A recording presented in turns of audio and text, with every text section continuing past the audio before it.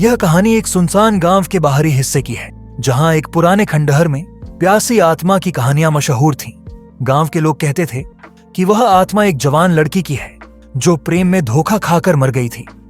उसकी आत्मा को अब एक साथी की तलाश थी। एक दिन शहर से आए एक युवक आर्यन ने इन कहानियों को चुनौती देते हुए उस खंडहर में रात बिताने की ठानी।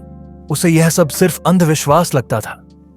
अंधेरी रात में खंडहर में घुसते ही उसे एक अजीब सी सर्द हवा का एहसास हुआ। चारों ओर सन्नाटा था।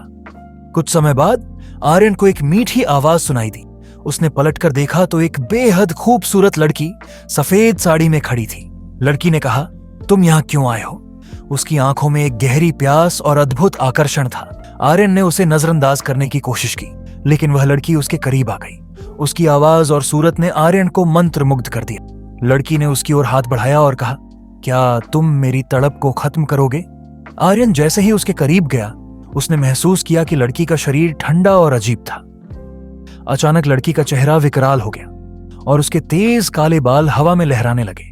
आर्यन घबराकर भागने लगा, लेकिन खंडहर का दरवाजा अपने आप बंद हो गया।